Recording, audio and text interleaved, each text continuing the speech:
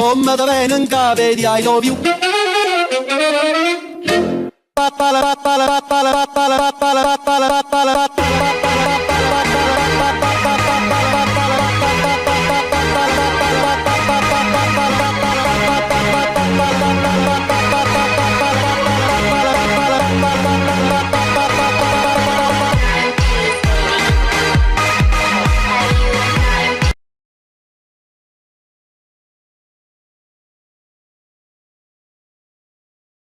Bien, voy a activar el video un momento, ¿sí? Solamente para que nos conozcamos. Bueno, primero voy a presentarme, ¿sí?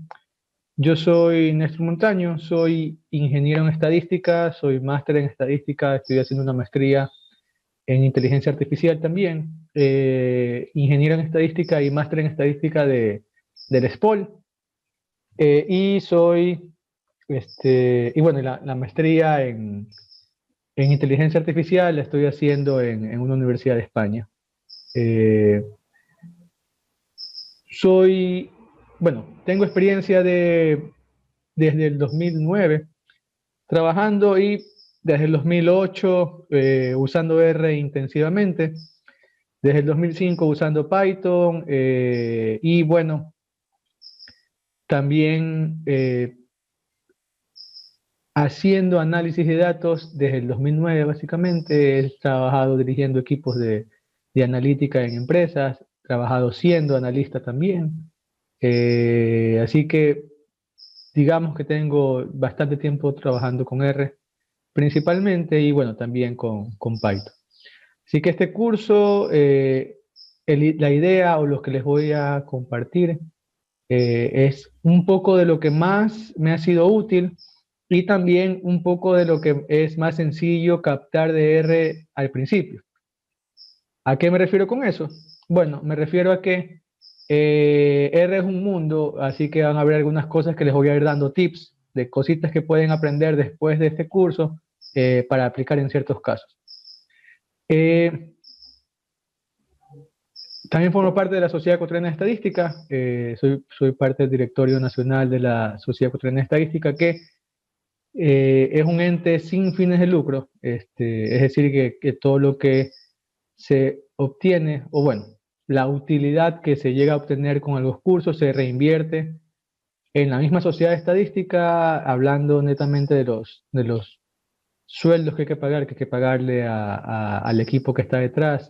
Tenemos a una directora ejecutiva que es Gaby Castro, tenemos a Dianita que está aquí con nosotros asistiendo en este curso, y un par de personas más que asisten en los cursos y demás, que son, digamos, que el gasto fijo o el egreso fijo de la Sociedad Ecuatoriana de Estadística, y las otras cosas que son las actividades gratuitas que hacemos.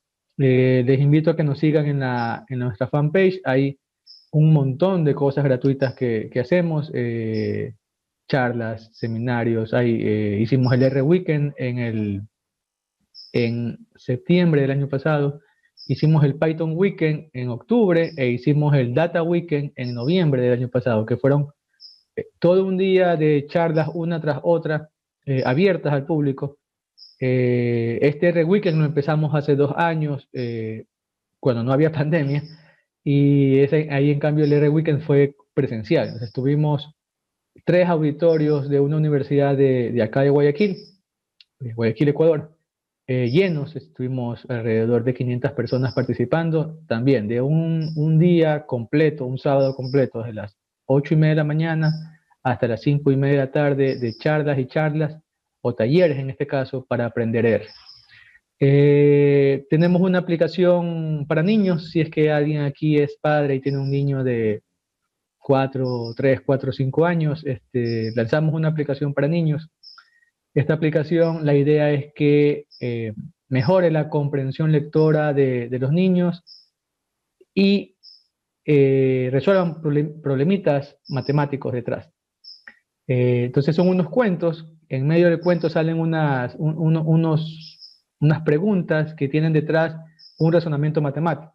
Entonces, para poder responder la pregunta significa que tienen que tener alguna comprensión lectora o comprensión per se del cuento. Y primero y segundo, como la respuesta tiene que ver con algún razonamiento matemático, bueno, tienen que conocer eso de ahí para poderlo responder. Eso puedo decirles de mi parte. Déjenme compartir ya la pantalla. Denme un momento. Les voy a preguntar, no hoy, sí, porque hoy tenemos bastante material que cubrir, así que seguramente hoy no haga esto. Mañana les he de preguntar algo un poco sobre cuál es el background que tienen ustedes y ahora sí, déjenme compartir pantalla, voy a apagar mi video para tener mejor ancho de banda. Si les recomendaría que hagan lo mismo, apaguen su video para tener mejor ancho de banda. Ok, bien. Y mi culpa, no les he compartido la carpeta donde está todo esto. Denme un segundito. Mi falla, no les compartí esto.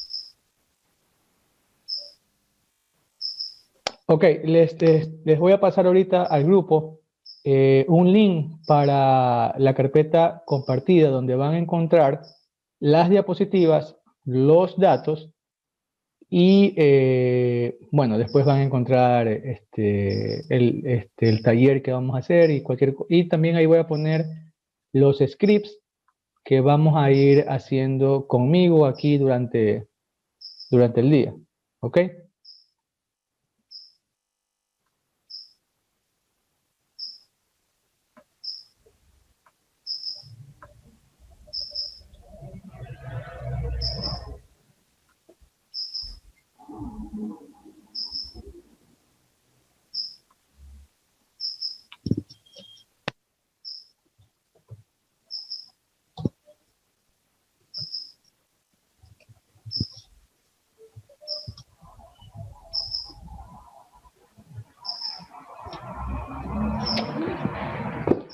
Listo, ahí estamos.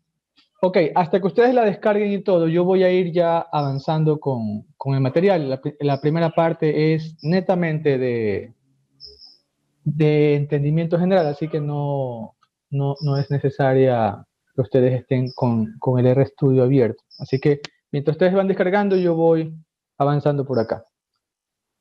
Bien, este curso es la cuarta edición de este curso de manejo de datos y reportería con R. Si las 3 ediciones anteriores nos fue bastante bien en realidad, tuvimos muy buenas críticas, muy buenos comentarios. Y este curso, la verdad es que está un poquito mejorado inclusive, ¿sí? Entonces, espero que sea de su agrado y cualquier cosa nos van diciendo. Si yo voy a avanzar algunas diapositivas y me paro, ¿sí? Y ahí les voy a preguntar si es que tienen alguna duda, alguna pregunta, etcétera. Gabriela me está preguntando, por ejemplo, ahorita yo leo la pregunta de cómo se llama la aplicación para niños. Se llama Cuentos que cuentan y cuentan. Después les puedo pasar el link al grupo, ¿sí? Muy bien. Regresando, yo paso, o sea, yo avanzo algunas diapositivas y me paro y les digo, bueno, ¿tienen alguna pregunta? Y ahí me detengo a leer las dudas que ustedes tengan en el chat que hayan puesto y ahí también pueden abrir el micrófono para preguntar, ¿sí? Eh, Traten de no interrumpir, ¿sí? De no abrir el micrófono cuando estoy en medio de la explicación porque no necesariamente les escucho bien, ¿sí? Y entonces vamos a tener dos voces a la vez hablando, ¿ok? Bueno, eso por ese lado. Segundo, las diapositivas están en PDF, las que ustedes tienen. Las diapositivas están creadas, ¿sí? Las diapositivas están creadas de esta manera. ¿Sí? Esta es lo que se ingresa a R y este es el resultado. ¿Qué significa esto? Que ustedes van a poder copiar esto a R o a RStudio y ejecutarlo. ¿Sí? De esa manera, también se les facilita a ustedes seguir con la clase. Ahora sí, empezamos. Esta es la primera clase del curso de manejo de datos y reportería con R. Y bueno, todo esto está organizado por la Sociedad Ecuatoriana de Estadística, que ya estuvimos hablando un poco de qué se dedica. Vamos a empezar con una introducción a R y RStudio. Hoy tenemos este capítulo para cubrir, si es una introducción a R y RStudio. Primero, ¿cómo instalan R? Bueno, a ustedes se les pasó ya una guía de instalación, así que no me detengo mucho en esto. Solo quiero decirles que si alguien tiene Linux, bueno, R lo pueden instalar, bueno, Windows directamente descargando y ejecutando. Si tienen Linux, ahí depende de qué tipo de Linux tengan, ¿no? Si tienen Ubuntu o Debian, bueno, tienen R en los repositorios oficiales, ¿sí? En Red Hat tienen que habilitar el repositorio EPEL, en Fedora Red Hat, o CentOS, etcétera. Scientific Linux, tienen que habilitar el repositorio EPEL, ¿sí? Adicionalmente, en Debian Estable, que es un poco más lento en cuanto a la actualización de paquetes, ahí tendrían, para tener un R más actualizado, tendrían que activar los backports. Sí, tienen que activar los backports. Muy bien. Luego de instalar R, se instala RStudio, ¿sí? ¿Qué necesitan para instalar RStudio? Bueno, primero deben tener ya R instalado, ¿sí? Segundo, solamente van al sitio oficial y descargan el instalador, básicamente, ¿sí? Descargan el instalador. En su momento había ciertas dependencias que había que instalar en CentOS, Fedora o Red Hat. Tengo entendido que ya no es así, pero la verdad es que hace tiempo no uso esas distribuciones y no sabría asegurarles. Ahora sí, ¿por qué R? ¿Por qué R? Y aquí, bueno, vamos a evangelizar un poquito. 2 minutos, 30 segundos de historia. Ese era el lenguaje estadístico más usado hace algún tiempo, ¿sí? Pero ese cambiaba de dueño y también de denominación porque pasó a llamarse S Plus alrededor de los años 90. Y entonces Ross y Haka y Robert Gentleman decidieron implementar su propio dialecto de R, es decir, que decidieron hacer su propio lenguaje, ¿sí? Emulando los comandos de S, pero obviamente con una estructura diferente, ¿sí? Muy bien, entonces ahí crearon R, básicamente. Ahora, 2 años después, ¿sí? Ya lo anunciaron públicamente, ya dijeron, ya tenemos R, y 2 años más lo pasaron a licencia GPL. Si GPL es una licencia de software libre, que es quizás lo que hizo que R tenga tanta repercusión hoy en día y sea tan, pero tan utilizado. Si quieren, este es el paper original de R. Muy bien, ahora, R es software libre, es open source, ¿sí? Además, es gratuito y es de desarrollo independiente. ¿Qué significa que sea software libre o que sea open source?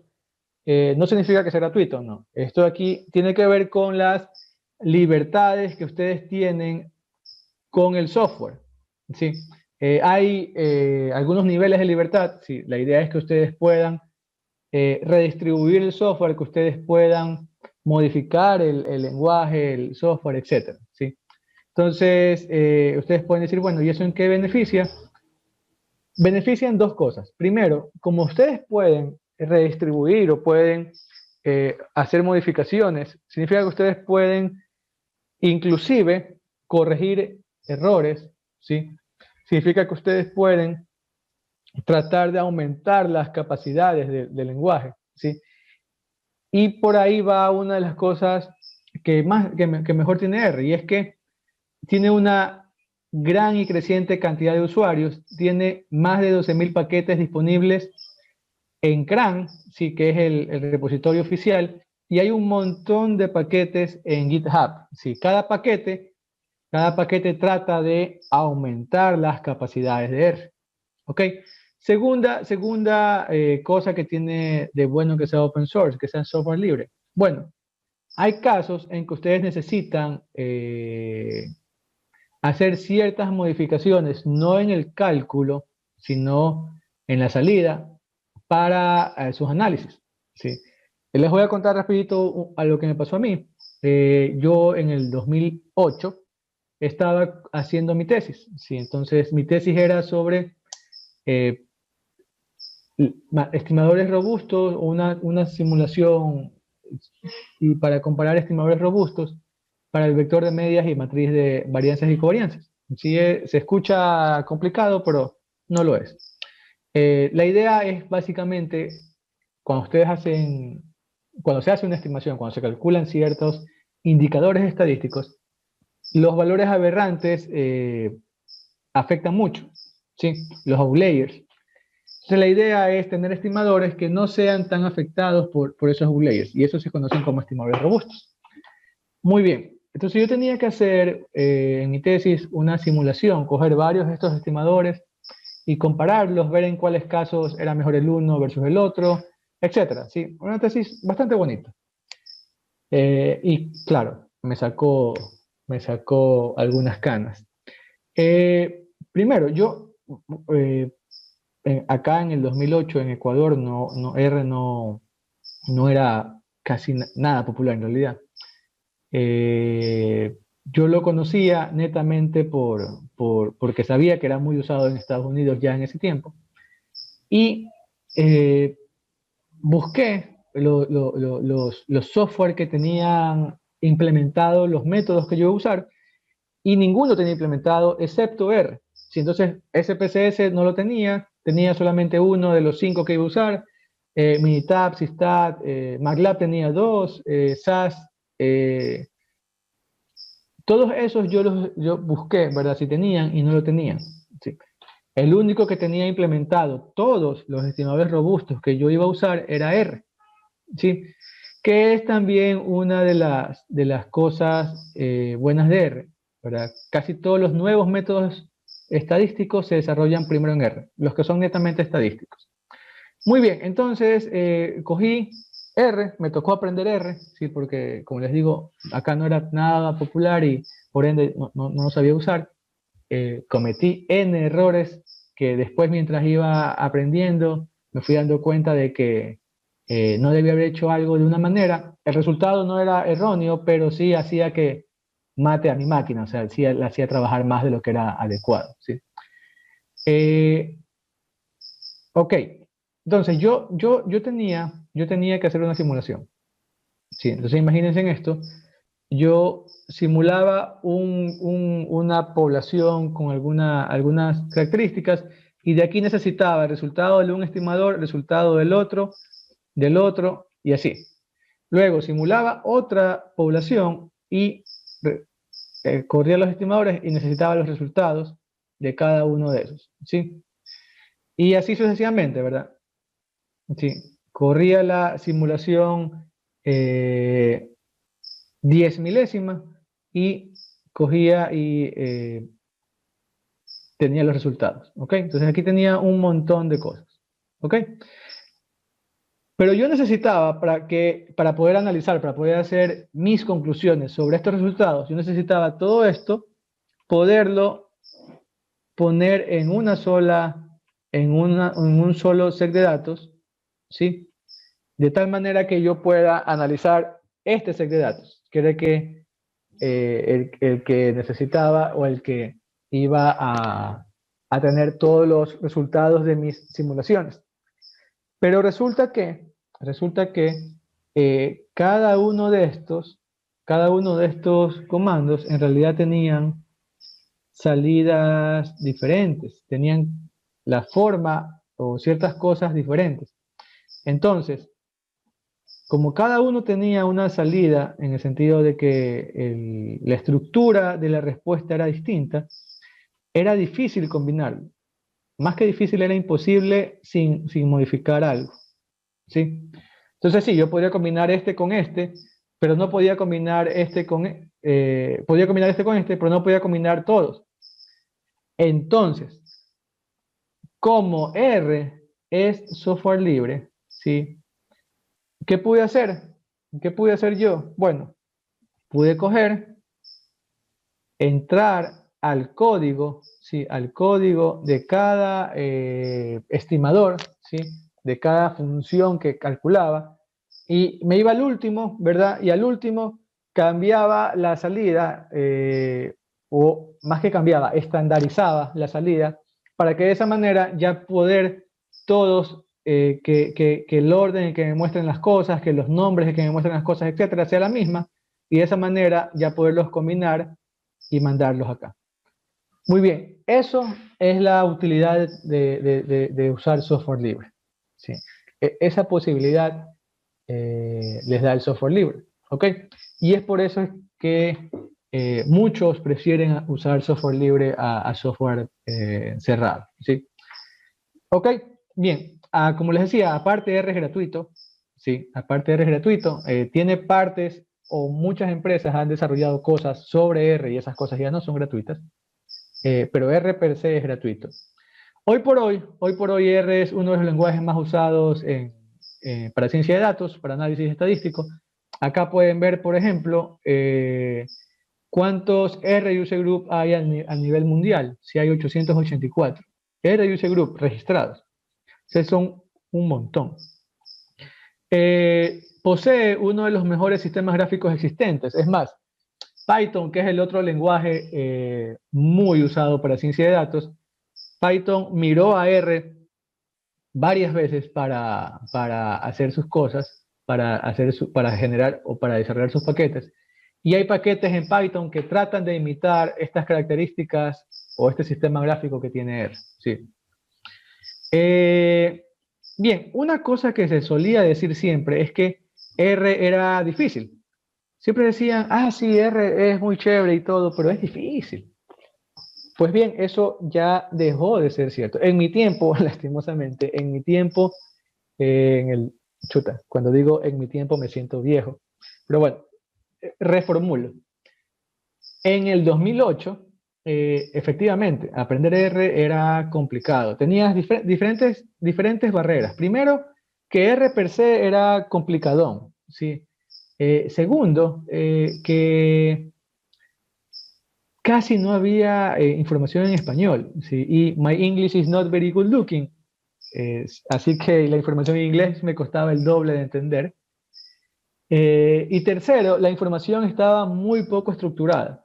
¿A qué me refiero? Que sí, encontrabas por ahí un PDF que te enseñaba ciertas cosas, por ahí encontrabas otro PDF que te enseñaba otras cosas, encontrabas una página web que tenía ciertas cosas, pero cada una tenía una estructura distinta y cada una cubría ciertas cositas nada más. No había nada integrador o ordenado, ¿sí? Hoy por hoy, desde el mismo RStudio hay tutoriales para aprender ciertas cosas de R y hoy por hoy hay un montón de libros para aprender R, ¿sí?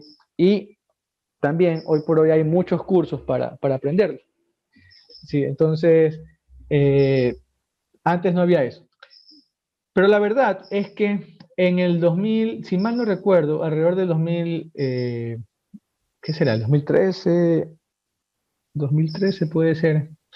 El 2013, en el 2013 apareció esto de aquí, el TDverse. ¿Sí? Entonces sí, había muchas cosas que hacían que R sea más difícil, ¿no? La falta de recursos, que no haya cosas en español, etcétera, etcétera, etcétera. Pero quitando todo eso, R per se, R base, era complicado de aprender. ¿Ya? No era tan intuitivo, ¿sí? Ok, entonces en el 2013, creo, apareció el Tidyverso. Sí, ¿qué es lo que vamos a aprender nosotros en este curso? El Tidyverso facilitó un montón la programación en R. Sí, tanto programar como leer programas y aprender. Sí, lo facilitó un montón. Es más, hoy por hoy me parece que R es incluso más sencillo que Python. ¿Sí? ¿Pero qué? Pero por este Tidyverso. ¿Ok? Muy bien, actualmente la mayoría de las universidades en las carreras no computacionales enseñan R para análisis de datos, ¿sí?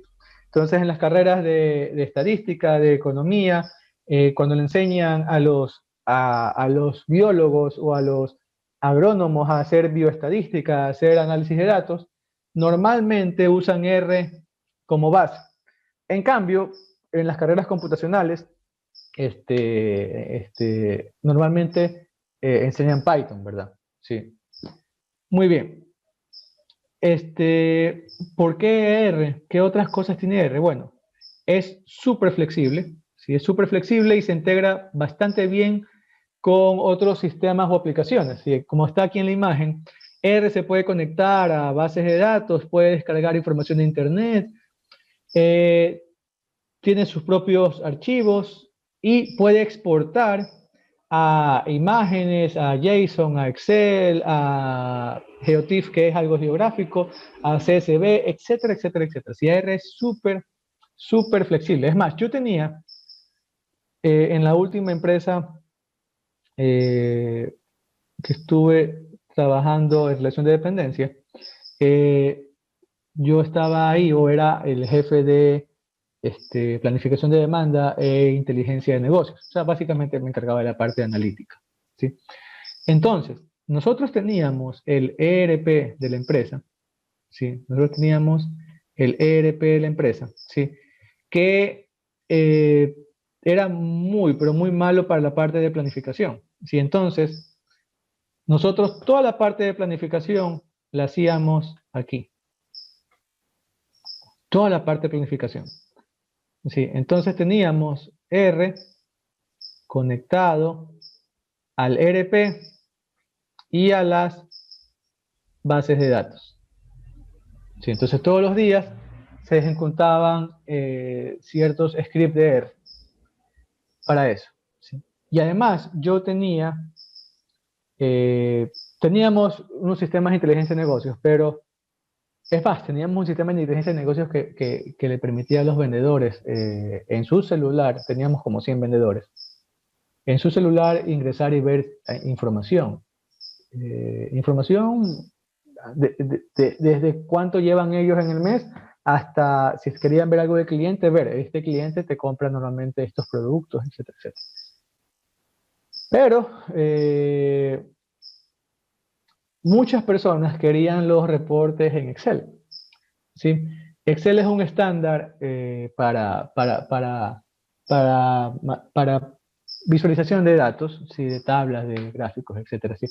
No es algo que la gente quiera dejar fácilmente, así que es muy probable, y por eso este curso, ¿no? Es muy probable que ustedes les pidan que los reportes que hagan los pasen en Excel. Si ustedes pueden pasar una aplicación muy bonita donde la persona da clic y se le actualiza la información, etcétera, etcétera.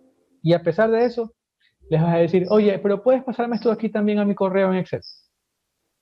Entonces, nos pidieron eso a nosotros, ¿sí? Y entonces lo que hicimos fue, desde R, tener una serie de reporterías que se ejecutaban automáticamente y que exportaban para los gerentes y ciertos supervisores, exportaban cosas en Excel. Para vendedores, les exportábamos cosas en HTML, por ejemplo, y así, ¿ok? Muy bien, entonces eso permite R, ¿sí? Es súper, súper flexible. Como ya les contaba, tiene un rico sistema de paquetes tanto libres como pagados. Sí, hay paquetes pagados. Sí, hay cosas que si ustedes quieren hacer con R, ya toca pagar, no a R, sino al que desarrolló el paquete. Por ejemplo, hace tiempo, no sé si todavía lo estén comercializando, pero hace tiempo la conexión entre R, Word, R, Excel, no era tan sencilla como es ahora. Entonces hubo alguien que desarrolló un paquete para hacerlo, ¿sí? Pero ese paquete tenía un valor. No sé si ahora aún funciona, porque ya ahora es mucho más sencillo la conexión entre R y Excel, Word, etc.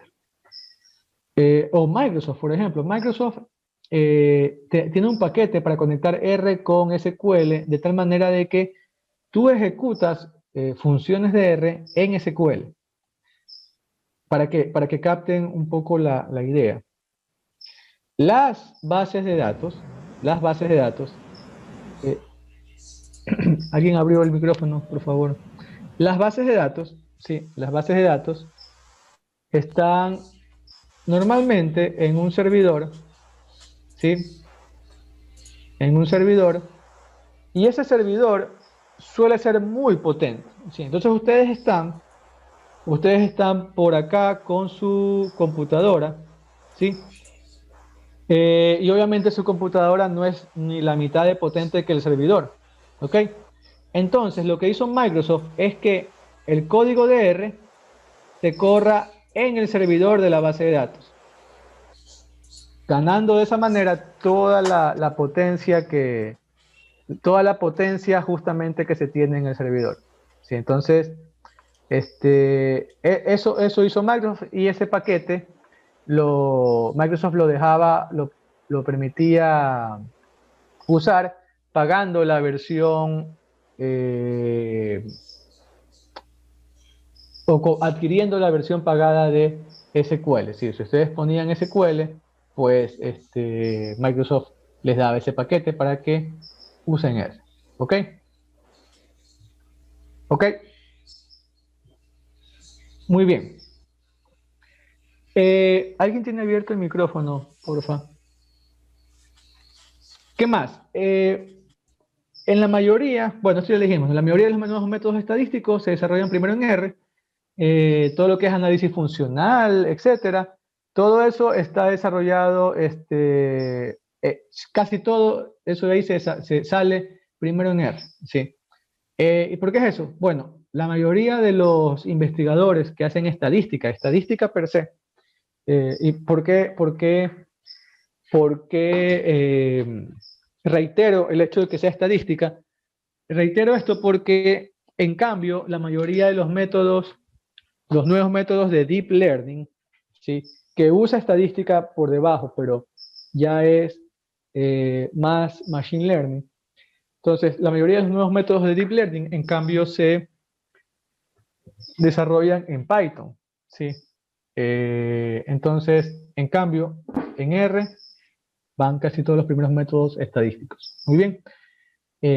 Por ejemplo, acá en Ecuador tenemos un investigador sobre análisis de datos funcionales, y él ha desarrollado algunos paquetes en R, ¿sí? Muy bien. Ahora, para programar en R ustedes tienen algunas interfaces de desarrollo. Sí, me acuerdo cuando yo empecé R, RStudio no existía, sí. Había una interfaz que se llamaba TeamR, que era una interfaz colombiana, que fue la primera que comencé a usar yo. Pero bueno, hoy por hoy, ustedes tienen Eclipse. Para los que sean programadores, pueden usar R en Eclipse, sí, que es una IDE muy, muy usada para los programadores. Y Max, que en cambio es una IDE muy usada para los economistas. Y RStudio, que es en sí la más usada a nivel mundial para manejar R, y es la que nosotros vamos a usar también. ¿Ok? Además, hay algunas GUI disponibles. Sí, ¿cuál es la diferencia entre una IDE y una GUI? Bueno, la IDE facilita la programación, y la GUI, la idea es que la persona no programe. ¿Sí? La GUI, la idea es que la persona dé clic en par lugares y ya con eso tenga sus análisis. Entonces, una de las GUI más usadas es RCommander, que es gratuita. Si ustedes se dan cuenta, Aquí esto parece un SPSS antiguo, ¿verdad? Aquí tenemos, si queremos hacer un modelo lineal, seguramente dio clic aquí en Models le salió algunas opciones y por ahí había lineal model, da clic ahí y ahí le sale esta de acá, donde simplemente da clic en las variables para ir poniéndolas acá o acá y luego le da OK, ¿sí? Básicamente la persona no programa nada, solamente se dedica a dar clic y demás. Muy bien. No lo vamos a usar, solamente les dejo ahí por si acaso quieran probarlo. Tienen también Rattle para data mining y RKWard que es en Linux. Si yo RKWard lo usé alguna vez, me pareció interesante, pero la verdad es que prefiero programar con RStudio. ¿Sí? Muy bien. Para terminar esta introducción a R, hay algunos derivados de R, sí que les puede dar un poco la idea de lo que pueden hacer o de lo importante que es R en este ecosistema que hay de aplicaciones para hacer análisis de datos. Por ejemplo, Bioconductor, sí, Bioconductor es un software para hacer bioinformática que se dedica a analizar el genoma, ¿sí? Datos genéticos, ¿ok? Muy bien, y Bioconductor es un set de paquetes que si ustedes se dan cuenta, perdón, aquí, que les dice usa R, ¿sí? Entonces, hay todo una aplicación, se podría decir, enfocada a los que hacen bioinformática, pero que la base de esa aplicación es R. Si ustedes conocen algo de sistemas, sobre todo de bases de datos, van a saber que Oracle es un gigante mundial. Oracle es dueño de las dos bases de datos, de las dos mejores bases de datos que hay a nivel mundial.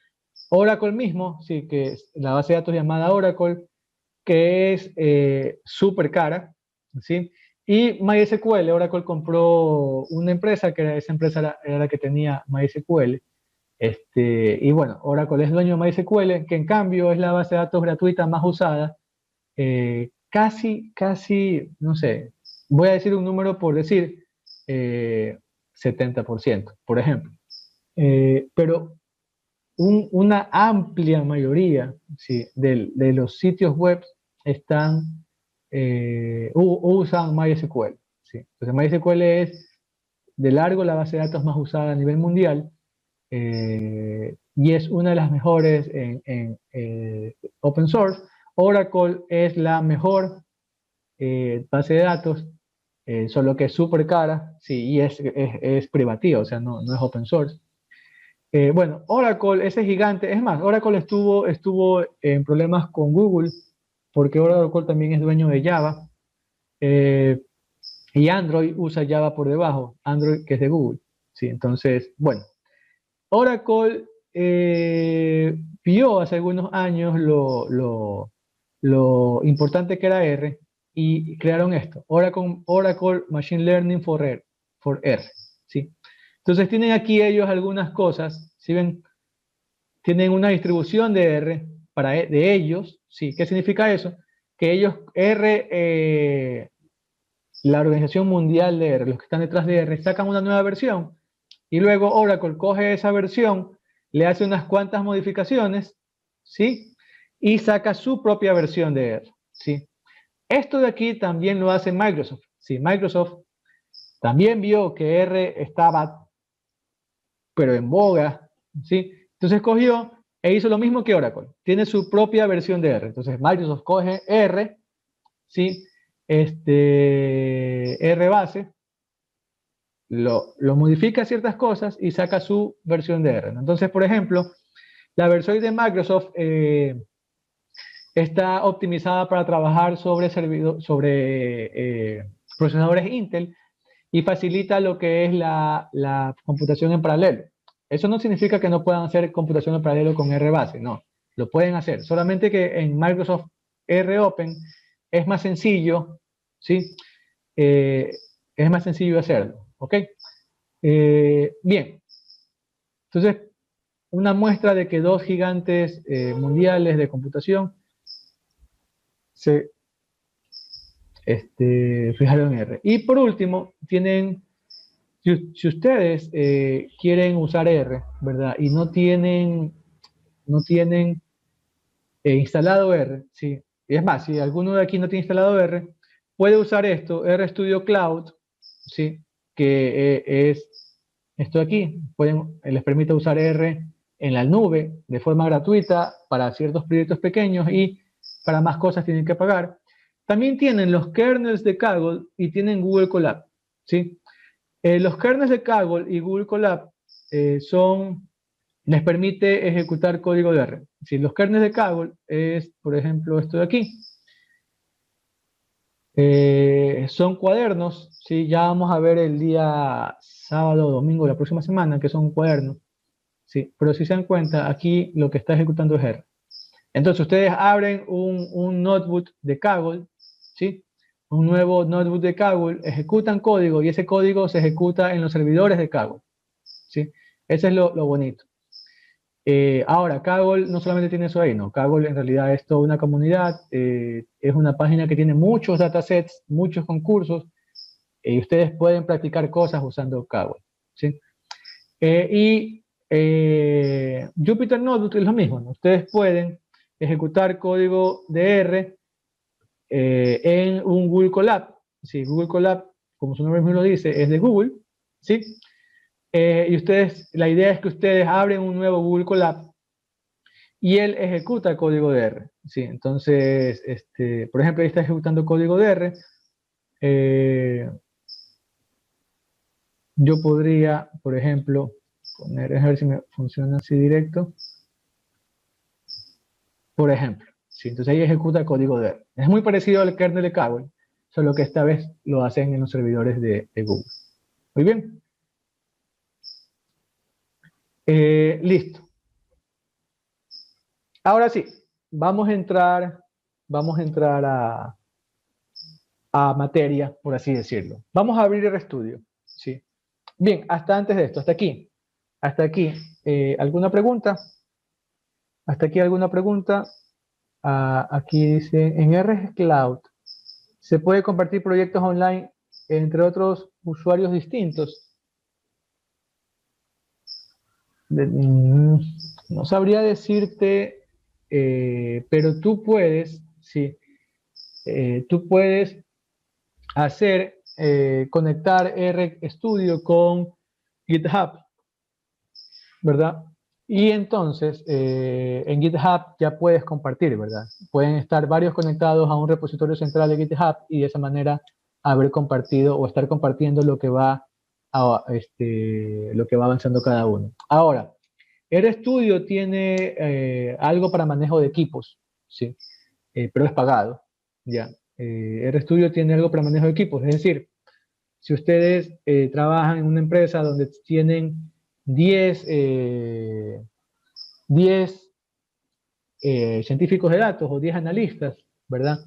Y varios están trabajando sobre un mismo proyecto, bueno, si quieren hacerlo gratis, tienen GitHub o tienen Atlassian con su Bitbucket que les permite hacer control de versiones.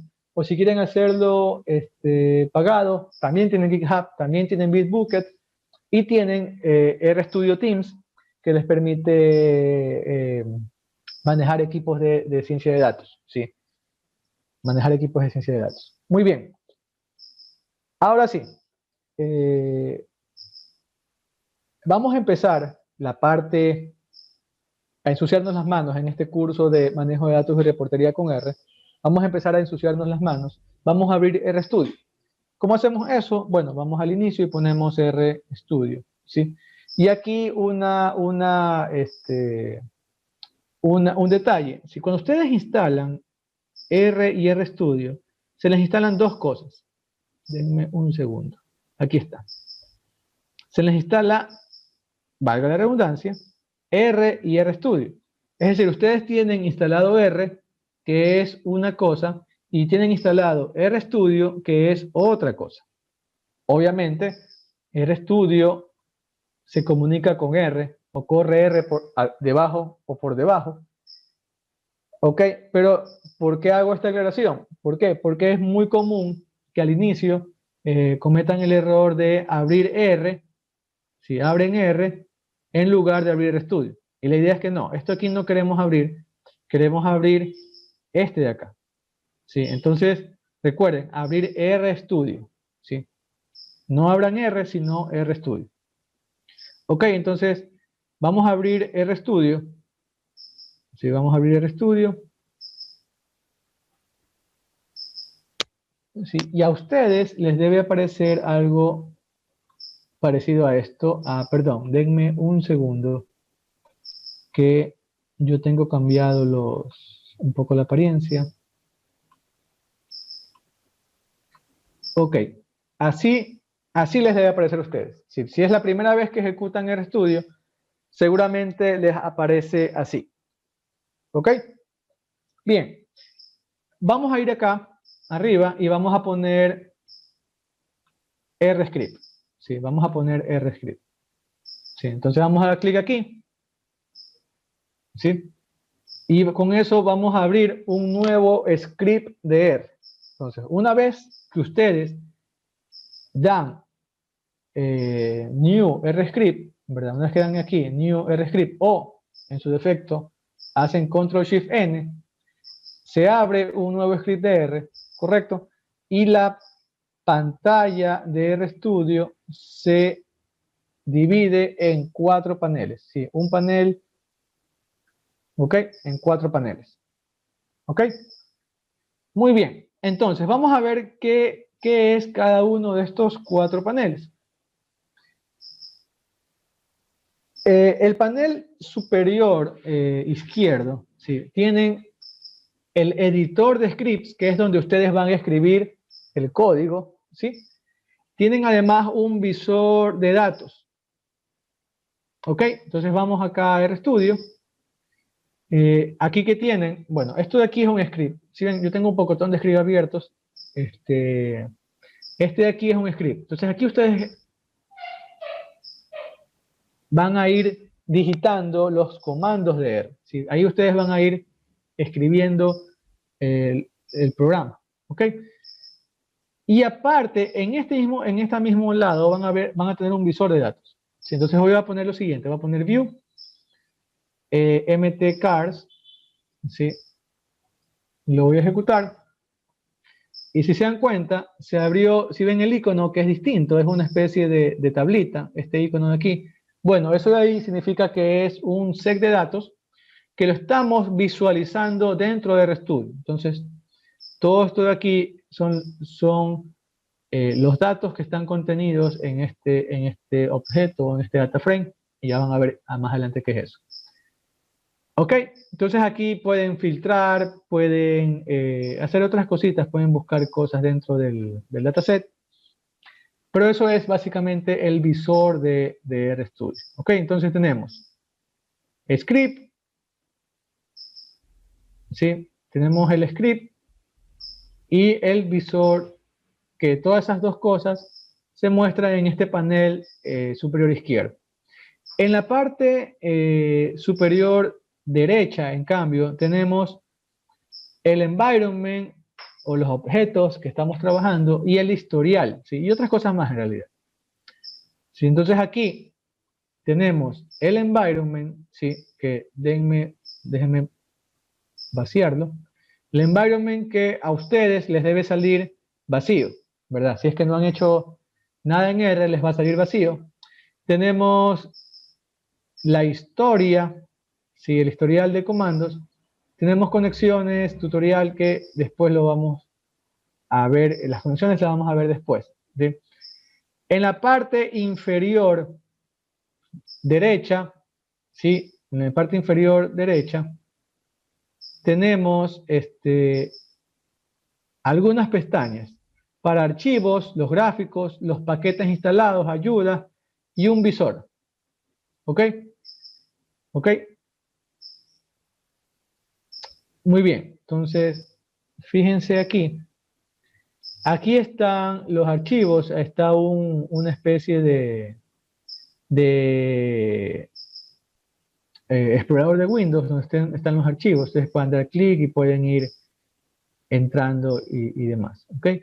Tienen también un visor de gráficos. ¿Sí? Aquí los gráficos que vayan haciendo se van a ir visualizando aquí. ¿Sí? Y aquí con esta flecha ustedes podrán ir al gráfico anterior, etcétera, y acá exportar ese gráfico como imagen, como PDF y demás. Tienen también una pestaña para los paquetes. Aquí están todos los paquetes que ustedes tienen instalados. Todos. ¿Sí? Aquí tienen la utilidad de que pueden, al dar clic en este recuadro, pueden activar el paquete y viceversa. No pueden darle clic para a un paquete activo o desactivar. ¿Sí? No lo vamos a hacer aquí en el curso, no vamos a activar paquetes así, vamos a activar paquetes desde código. ¿Sí? A mi criterio es mejor. No porque funcione diferente, sino que les permite a ustedes tener todo escrito y les facilita después sombrear y ejecutar, ¿sí? En lugar de estar abriendo RStudio y activando los paquetes uno a uno a mano. ¿Ok? Tenemos también la ayuda. Aquí a ustedes les debe salir esto. ¿Sí? Aquí hay algunos recursos que tiene RStudio, ¿sí? Para aprender R. ¿Ok? Lastimosamente todos están en inglés. ¿Ok? Y cuando pidan, cuando abramos alguna ayuda de algún comando, bueno, se va a abrir aquí. Por ejemplo, este de aquí es la ayuda de slice, ¿sí? Que es un comando que vamos a ver hoy día. Y aquí tienen un visor que no lo vamos a topar en este curso porque es un visor que lo usan cuando ustedes hacen aplicaciones web o cuando ustedes ejecutan R Markdown. Bueno, perdón. Cuando hagamos R Markdown, ahí sí vamos a topar el visor. Y finalmente, en la parte inferior izquierda, tienen la consola de R. Entonces, acá ustedes deben tener esto. ¿Sí? Aquí al principio les va a decir qué versión de R tienen instalada. ¿Sí? Yo tengo la 3.6.1. Sí, estoy desactualizado. Ya debería actualizar mi versión de R.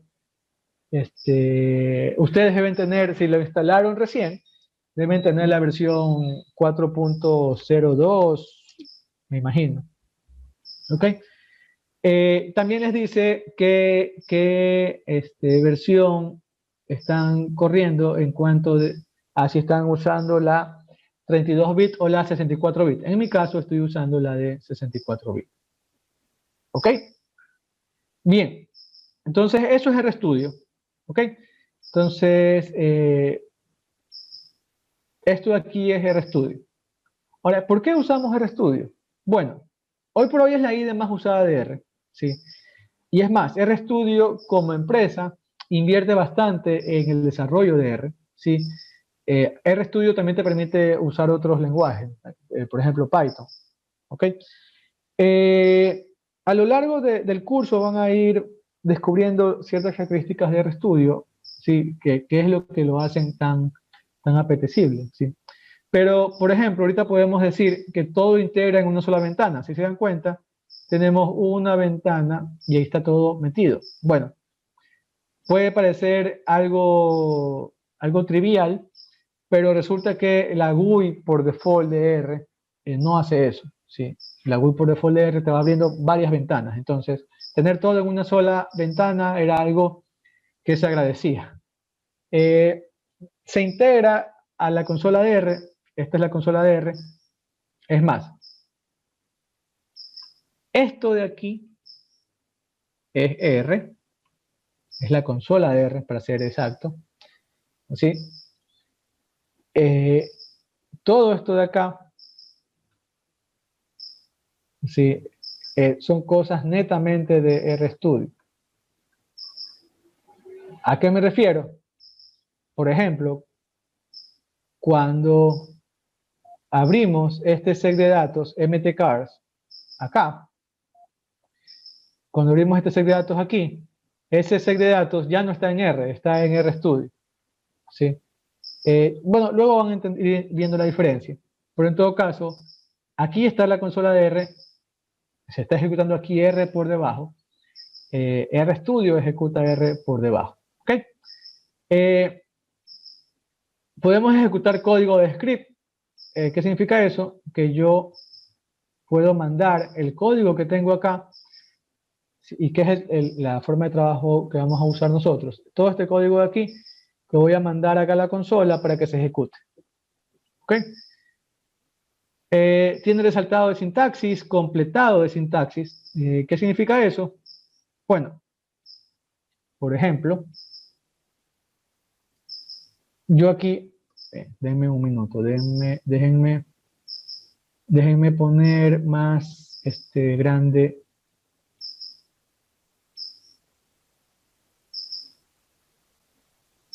Ok, ahí sí debería verse bien. Bien, ¿cuál es el completado de sintaxis o el resaltado de sintaxis? Por ejemplo, si yo pongo media, él me dice, ok, ¿qué quieres? La mediana. Si yo pongo MA, ¿qué quieres? La media. ¿Sí? Eso ahí es el resaltado, perdón, este es el completado de sintaxis. ¿Ok? Pongo min. Y le digo, ok, quiero que saques la min, la media de mtcars, mpg. ¿Sí? Entonces, otra vez, denme un segundo que la parte gráfica la tengo yo. Voy a poner, si ahí se ve, ahí creo que se ve mejor, sí. Bien, si ustedes se dan cuenta, paréntesis, dólar, paréntesis, están en un formato diferente, ¿sí? Están de otro color, perdón, están de otro color. Bueno, eso es en cambio resaltado de sintaxis. Bien. Tenemos también opción de manejar proyectos de Git y Subversion, ¿sí? Git y Subversion son software de control de versiones. Y bueno, ¿y para qué sirve eso? ¿Para qué sirve eso? Imagínense lo siguiente. Sí, imagínense lo siguiente. Están ustedes, no, es más, no lo imaginen, recuerden. Recuerden cuando ustedes estaban trabajando algún proyecto, ¿sí? Entonces supongamos que ustedes están en un grupo de 3, ¿no? Entonces, están ustedes, ¿sí? Y están 2 de sus compañeros, ¿sí? Entonces, imagínense que tienen que hacer un proyecto en un grupo de 3, ¿no? Entonces, típico que está el aplicado, ¿verdad? El que quiere presentar todo a tiempo, bien hecho, etcétera. Está el otro que es el que es medio vago, ¿sí? Que tienes que estar atrás de él para que haga las cosas. Y está el que no hace nada pero pone la pizza, ¿verdad? Ok, entonces supongamos que esta persona de aquí es la aplicada, si esta de aquí es la aplicada. Entonces seguramente esta persona va a empezar, si va a empezar el proyecto, ¿no? Entonces va a tener un archivo de Word, ¿verdad? Un archivo de Word, ¿correcto? Entonces que se va a llamar proyecto, ¿sí? Ok, y este archivo de Word la va a enviar a las 2 personas. Les va a decir, ok, ya empecé a hacer tal cosa, ustedes completen X cosa. Ok, revisa y completa. Tú vas a hacer la segunda parte y tú vas a hacer la tercera parte, por ejemplo. Pero resulta que, o mejor dicho, resulta que después de haberlos llamado tanto y estarlos ahí amablemente recordando lo que tienen que hacer, su obligación, bueno, la segunda persona le envía también un docs, un documento de Word que se va a llamar, qué sé yo, proyecto revisado. ¿Ok? Proyecto revisado. Sí, y resulta que, supongamos que la primera persona escribió toda esta parte, ¿sí? Entonces él vio que estaba todo eso escrito, ¿sí? Modificó ciertas cosas de lo que estaba escrito y escribió más cosas, ¿ok? Y viene una tercera persona, ¿sí? Que sin ver las modificaciones del segundo, porque estos dos estaban trabajando en paralelo, cogió y también está enviando el documento, ¿ok? De Word, ¿verdad? Donde cogió y modificó también cosas de lo que había enviado la primera persona y agregó más cosas de lo que le tocaba a él. ¿Ok?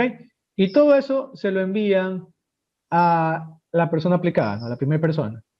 Entonces esta persona va a decir, chuta, ahora tengo que revisar qué hizo este de aquí, qué hizo este de acá, con lo mío, para poder sacar la versión eh,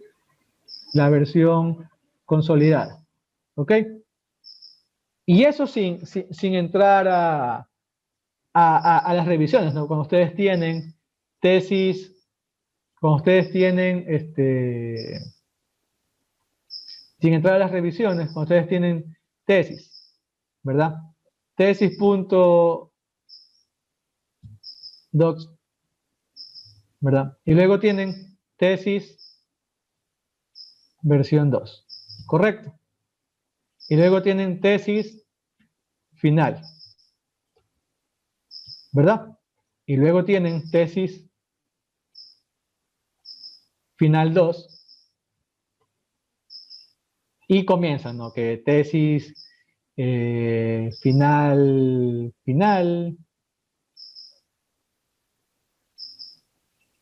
o tesis final sí, punto docs, etcétera, etcétera, etcétera. Sí, o sea, tienen esas dos cosas, ¿ok? Bien, el software de versionamiento, ¿sí? El software de versiones, Git y Subversion, lo que hacen es facilitar esos dos problemas, ¿sí? Esos dos problemas. La conjunción de varias personas trabajando sobre lo mismo, ¿sí? Aquí son ejemplos de archivos de Word, ¿no? Pero imagínense programadores. Imagínense que no sea un archivo de Word, sino que sea script.r, ¿sí? Bueno, en realidad esto aquí lo trabajaron o lo fabricaron los programadores. Entonces imagínense que sean programas, ¿sí? El resultado es un sistema, ¿sí? Y cada uno está tocando cosas, ¿verdad? Pero los programadores se pueden tocar cosas, pueden tocar el código del otro, mejor dicho. Los otros son feos. Los programadores pueden estar tocando el código que hizo el otro, ¿verdad? Y puede decir, ah, no, esto es un error, entonces lo voy a corregir. Y viene otro y corrige lo mismo. Y entonces ahí comienza a haber todo este problema de que hay muchas personas escribiendo código sobre el mismo archivo o sobre el mismo módulo, etc. ¿Sí? Entonces, el software de control de versiones lo que permite ok, la idea del software de control de versiones es la siguiente. Denme un segundo. La idea del software de control de versiones es la siguiente. Van a tener ustedes un repositorio central, ¿sí? Van a tener ustedes un repositorio central, ¿sí? Entonces este va a ser el repositorio, ¿ok? Y a ese repositorio se van a conectar todos, ¿sí? Entonces van a tener aquí uno que se va a conectar a ese repositorio, va a subir y a bajar información de ese repositorio. Van a tener otro y así varios, ¿verdad? Que van a coger y se van a conectar a este repositorio. ¿Sí? ¿Ok? Entonces en este repositorio va a descansar las últimas versiones de todos. Y estoy simplificando mucho, en realidad hay algunas cositas más metidas acá. Lo interesante es que si es que ambos están corrigiendo, ¿verdad? Si es que ambos, ¿verdad? Están corrigiendo la misma parte, ¿sí? ¿Sí? El repositorio dice, oye, tú corregiste esto y tú corregiste lo mismo. Entonces dice, aquí hay un conflicto. ¿Sí? ¿Ok? Y ese conflicto se lo reporta, ¿sí? A una tercera persona, ¿sí? Que hace las veces de administrador, ¿sí? Entonces él dice, ah, ya, reviso el conflicto, me voy a quedar con este. Y se fue. Y entonces ese con el que se quedan es el que al final se aplica en el repositorio. ¿Sí? Ok, pero cuando no hay conflicto, él simplemente agrega. ¿Sí? Es decir, si yo estuve modificando todo lo que tiene que ver, me estoy inventando algo, todo lo que tiene que ver con la parte de generación de gráficos de este análisis que estamos haciendo, y el otro estuvo modificando la parte de creación del modelo, entonces ambos modificamos cosas distintas. Entonces mandamos nuestro avance al repositorio y el repositorio simplemente agrega las dos cosas y dice, ok, no hay ningún conflicto, no hay ningún problema, no hay ningún conflicto, yo acepto las dos cosas, ¿verdad? Y puede haber una tercera persona que dice, ok, voy a correr a ver si es que no me estás enviando nada mal, corrió bien, está todo bien, ok, apruebo y se aplica. Sí, esa es la idea. Esa es la idea de un repositorio, esa es la idea que hay detrás de Git y Subversion. Ok, entonces Git y Subversion tienen servidores que permiten hacer eso. Son servidores de control de versionamiento como GitHub, y RStudio pues puede conectarse a ellos. Muy bien. Y finalmente tenemos las herramientas de investigación reproducible, que lo vamos a ver, vamos a entrar más a detalle el último día o el penúltimo día del curso, si el próximo, a final del próximo sábado o a inicios del próximo domingo, dependiendo de cómo vayamos avanzando, vamos a ir a ver herramientas de investigación reproducible. ¿Ok? Bien, solamente para recordar, una IDE, una interfaz de desarrollo, es un programa que facilita la escritura del código, ¿sí? Una GUI, en cambio, la idea es que disminuya o elimine la escritura del código, ¿sí? Y en lugar de eso se den clics nada más.